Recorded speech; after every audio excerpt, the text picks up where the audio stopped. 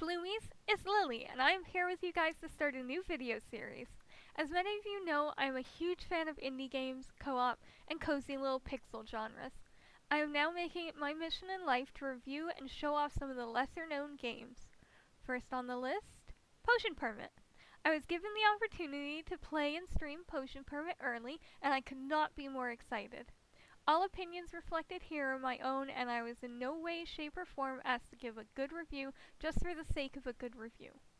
Potion Permit will be releasing September 22nd on PC and physical editions for Nintendo Switch, PS4, and PS5.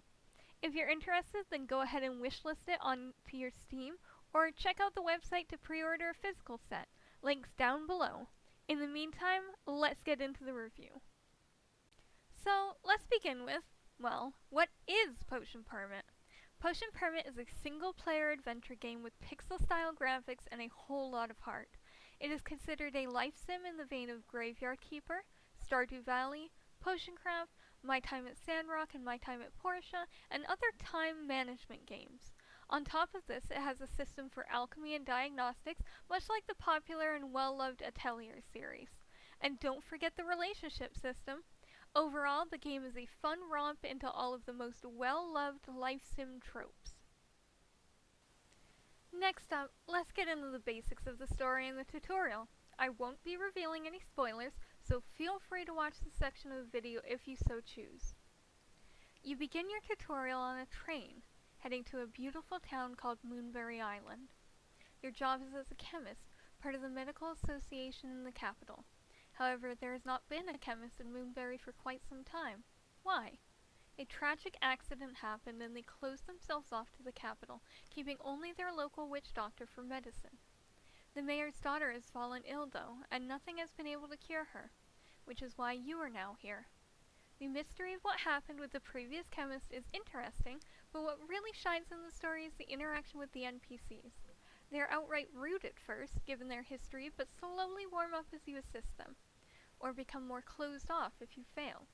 This is a very realistic and breathing world where NPCs can be seen interacting with each other and going about their business, even running shops and performing daily jobs.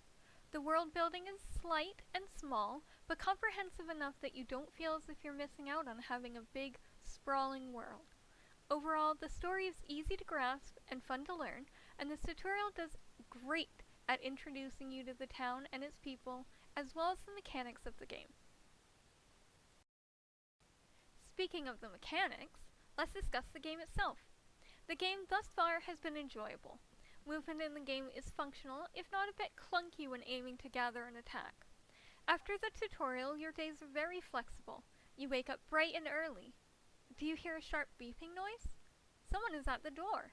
Or worse, someone is sick and in the clinic.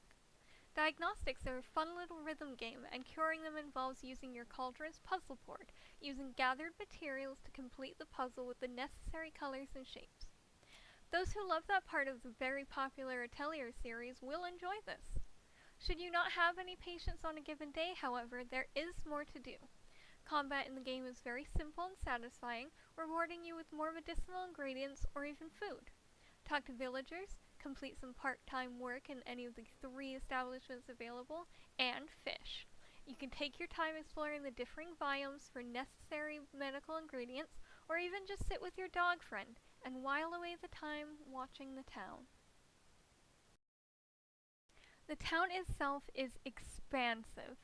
Thankfully for you, there are unlockable flag posts to ensure getting around is as smooth and easy as you'd like. But don't pass up on looking around yourself because Moonbury is truly beautiful. The townsfolk go about their days, talking to each other and doing their own jobs, and it is satisfying to watch them work. Each building seems to have been drawn with care and have a life of its own that can only be attributed to Moonbury. The wilderness areas outside where you gather your medicinal materials are varied enough that you won't get bored. The creatures out there are unique enough in their design. Overall, there is great care put into designing Moonbury, and you can easily tell. Not only this, but it is easy to navigate and fun to roam around in even when you're not teleporting. Your relationship with the townsfolk can greatly help you in this game. Get closer to them, cure their ailments, and they will thank you in many ways. The town itself can be upgraded the more you get to know your people, and you can watch it blossom before your very eyes. Leveling relationships is satisfying, as each bubble filled will unlock a small quest. That quest must be done before you can advance further, and I thought that was an enjoyable part of the game. It made me slow down and learn more about these characters that I am coming to love. Speaking of love, there are bachelors and bachelorettes. I have to admit, this is the least satisfying part of the game. There are many NPCs, but only 4 are available to be romanced. 2 women and 2 men. I had hoped that there would be more, but the others are unmarked as being romanceable, so my expectations were sadly let down on this. Overall, though, that is the smallest slight against an otherwise amazing game, and is not a deal breaker in any way. The pixel genre has taken the world by storm. At the very least, it's still going strong, and Potion Permit is a very clear example of why. The sprites and their animations feel very reminiscent of Ragnarok Online, and I admit I am more in love with the game for that. The emotes the characters do are adorable and easy to see, especially when your companion is asking for food. Being able to watch the characters run around and find delight in the cutesy yet realistic style the developers settled on is one of the more enjoyable parts of the game. Honestly, it's really just gorgeous. If you are a lover of the pixelated genre, then you will find yourself at home in this game. So now, let's list some pros and cons here, and just some other things I had rattling around in my brain while playing. Dialogue is casual and not stilted, feels very natural. Part-time work and minigames are enjoyable. Keyboard controls are fine, but controller is far better. There is a cat, and it plays with butterflies. Sound design and audio-visual design are satisfying, and music composition is relaxing. The UI is simple but functional. Pros: smooth animations, gorgeous style, easy controls, minigames are fun, and the gameplay loop is satisfying while not being repetitive enough for you to get sick of it. Cons: bachelors and bachelorettes are severely lacking, but the options you do have are nice anyways. Just wish there was more. Some directional controls can be clunky, but mechanics are otherwise fine. Overall, I can safely say that Potion Permit is a wonderful game.